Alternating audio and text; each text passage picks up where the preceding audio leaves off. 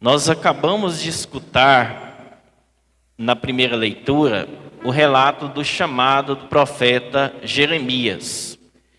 Jeremias, ele tem um chamado muito importante.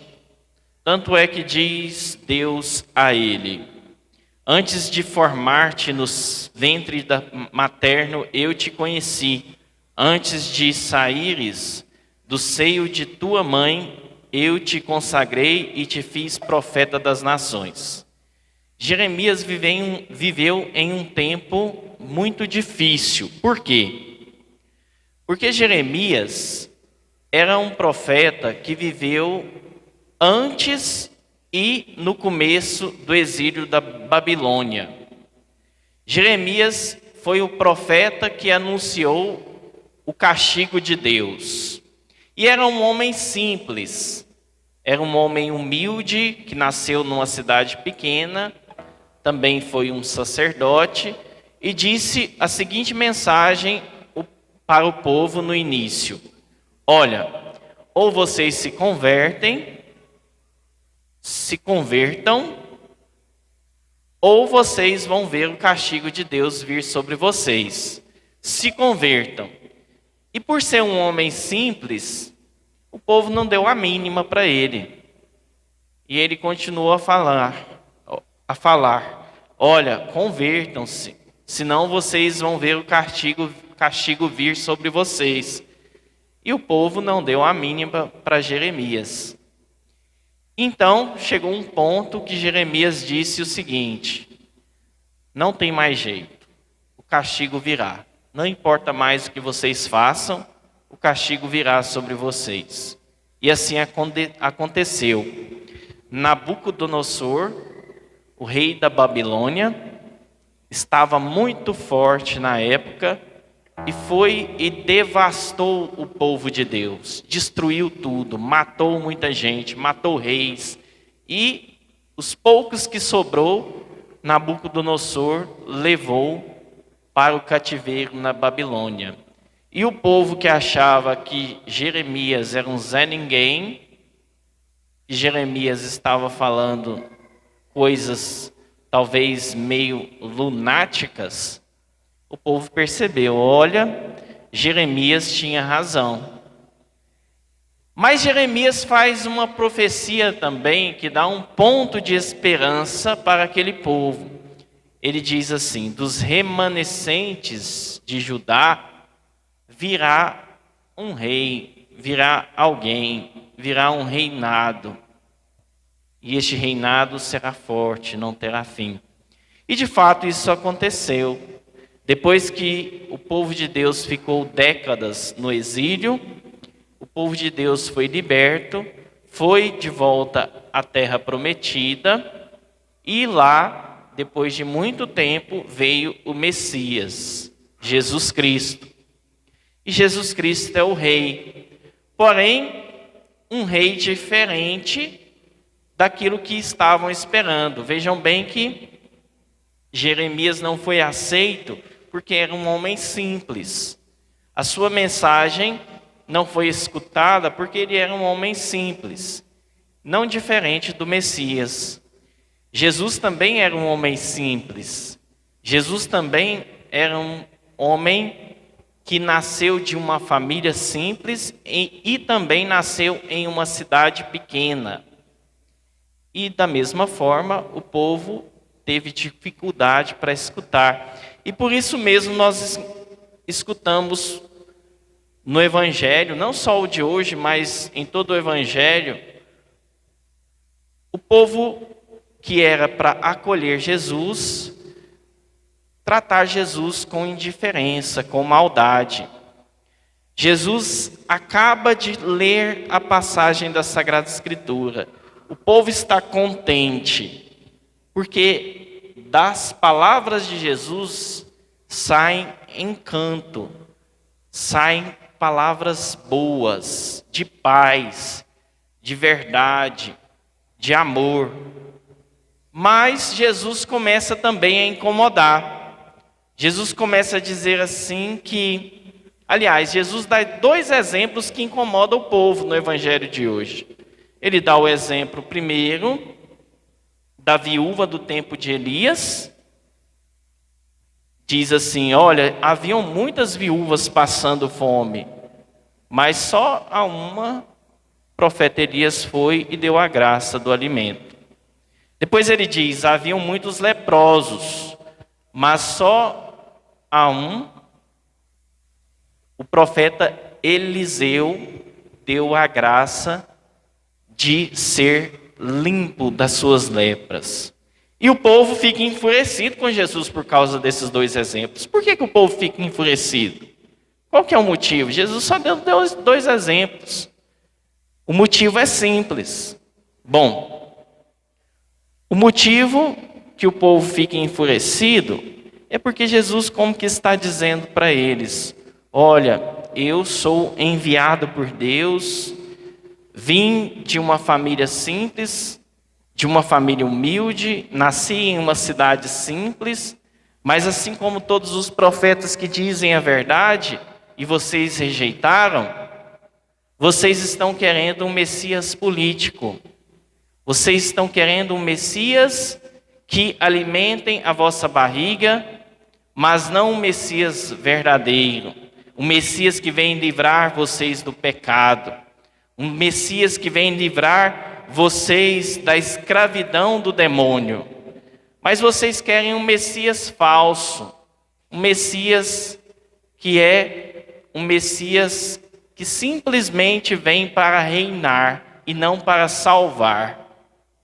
E Jesus, então, usando esses dois exemplos, faz o povo entender que, como poucos foram salvos no tempo de Elias e no tempo de Eliseu e no tempo de todos os profetas, poucos também serão salvos, porque a maldade no coração é mais forte do que Deus, é mais forte do que a salvação que Deus veio anunciar. Ou seja, é como se Jesus estivesse dizendo: poucos foram salvos, uma viúva e um leproso. E haviam muitas viúvas e muitos leprosos. Mas poucos foram salvos, porque a maioria não quiseram Deus. Não tinham bondade no coração, eram pessoas más, eram pessoas mesquinhas, pessoas que buscavam simplesmente fazer a sua própria vontade. Pessoas que buscavam simplesmente satisfazer o seu ego e não a vontade de Deus. Eram pessoas maldosas interiormente, por mais que exteriormente pareciam ser pessoas boas. E aí a gente pode refletir sobre isso. Vejam bem, quantas pessoas às vezes a gente chama de humilde? Às vezes a gente vê uma pessoa pobre e diz assim: fulano é pobre, que humilde, né? Fulano é tão humilde. Mas pobreza, ter dinheiro no banco, não ter dinheiro no banco, ser negro, ser branco, ser brasileiro, ser americano, não está ligado nem um pouquinho à humildade. Não faz diferença se uma pessoa é rica ou pobre. Se ela é humilde, ela é humilde. E a Sagrada Escritura diz assim: Deus resiste aos soberbos, mas dá a sua graça aos humildes. O que isso quer dizer? Quer dizer o seguinte: se nós não tivermos um coração de fato bom, não adianta, Deus nunca vai escutar a nossa oração. Aliás, Deus não escuta a nossa oração por alguns motivos. O padre vai citar eles. Primeiro, Deus não escuta a nossa oração muitas vezes porque Ele quer que a gente reze mais e mais e mais, porque a nossa oração vai nos ajudar na nossa santificação. Segundo, Deus às vezes não escuta a nossa oração porque talvez se nós recebermos a graça, nós fazemos que nem aqueles 10 leprosos, só um volta para agradecer. Mas O principal motivo que talvez Deus não escute a nossa oração é porque nós somos pessoas más. E Deus resiste aos soberbos. Às vezes nós somos pessoas mesquinhas. Nós vivemos pedindo as graças de Deus, mas nós somos pessoas ruins, pessoas más. E pessoas más não são escutadas por Deus. E aí nós devemos refletir: será que o meu coração tem bondade nele? Será que eu tenho um coração bom? Será que eu estou rezando com um coração bom? Porque pode acontecer às vezes que eu faço as minhas orações e aparentemente eu tenho até fé, mas eu não sou escutado, porque no meu coração só tem egoísmo, egocentrismo. O meu eu está no centro, eu não penso nos outros. E então Deus não vai escutar a nossa oração. E quanto a isso, São Paulo dá uma resposta na segunda leitura. São Paulo diz assim, no início da segunda leitura dirigida aos Coríntios: aspirai-vos os dons mais elevados, eu vou ainda mostrar-vos um caminho incomparavelmente superior. Se eu falasse todas as línguas, as dos homens e as dos anjos, mas não tivesse a caridade, eu seria como um bronze que soa, ou um símbolo que retine. Se eu tivesse o dom da profecia, se conhecesse todos os mistérios e toda a ciência, tivesse toda a fé a ponto de transportar montanhas, mas não tivesse a caridade, eu não seria nada.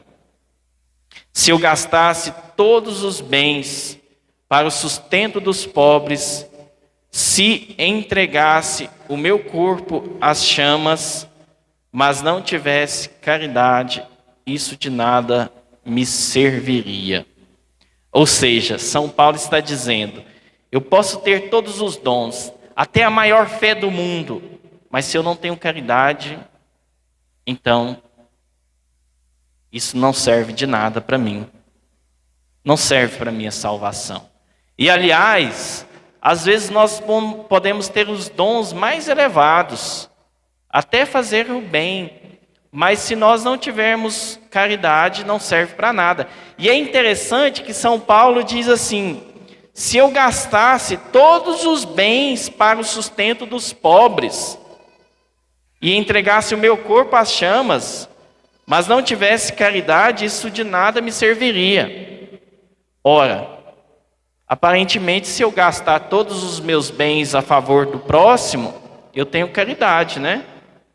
Mas não é isso que São Paulo está dizendo. Você pode doar todos os seus bens, mas se não tiver caridade, de nada serve. Por que São Paulo diz isso? Porque às vezes a caridade é uma fachada. Às vezes eu faço o bem para aparecer. Às vezes eu estou dando alguma coisa para aparecer para a sociedade, para aparecer para as pessoas. Então não serve para nada, não tem caridade aí. O que é a caridade? Caridade é sinônimo de amor, mas podemos dizer que a caridade é o amor em ato, ou seja, o amor em ação. Quem ama, age. O que isso quer dizer?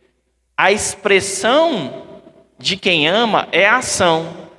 Não adianta eu dizer que amo se eu não faço nada por aquilo que eu amo.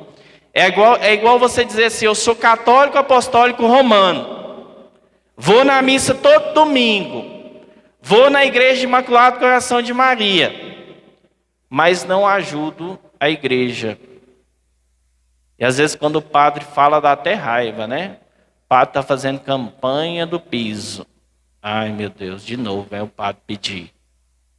Não quero nem escutar esse padre pedir. Ou seja, que amor é esse pela igreja? Eu não falo isso por mim não, gente.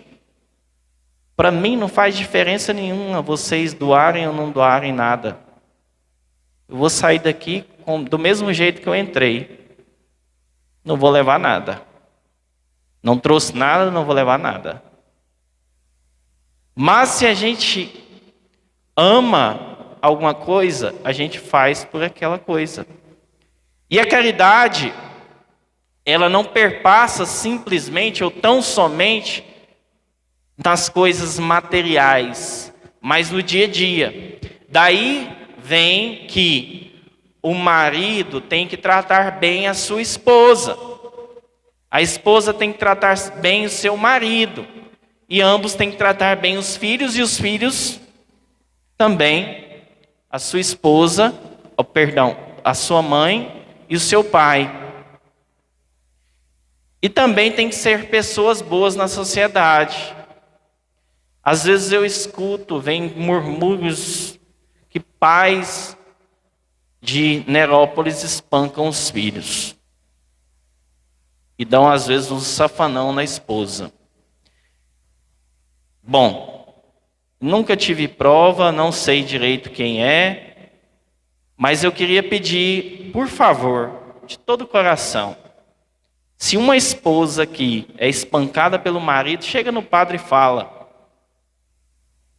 Mas não fala na confissão, não, fala fora para mim fazer alguma coisa. Você pode ter certeza que eu vou dar um safanão nesse marido. Porque é inadmissível um cristão fazer uma coisa dessa.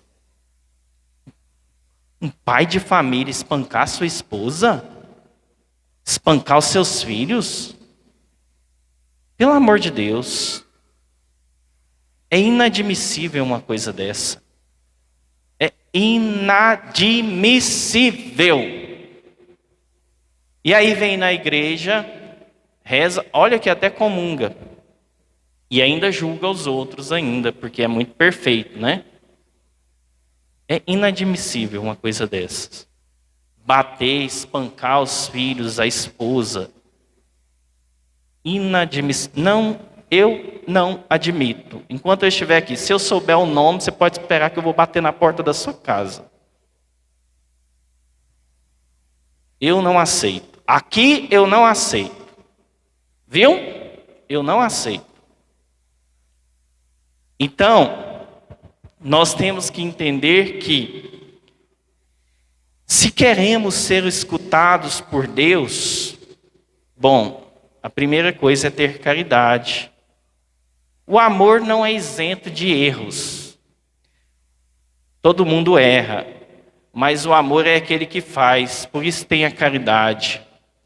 A caridade é um amor em ato. Nós fazemos, nós agimos, nós buscamos o bem do outro. E aí nós mostramos que amamos, de fato, aquela pessoa. Que nós possamos, então, mostrar a Deus que nós o amamos. Buscando na sua igreja, através da confissão, através da Eucaristia, através das nossas orações. Buscando ter uma relação com Jesus. Buscando ter uma intimidade com Cristo.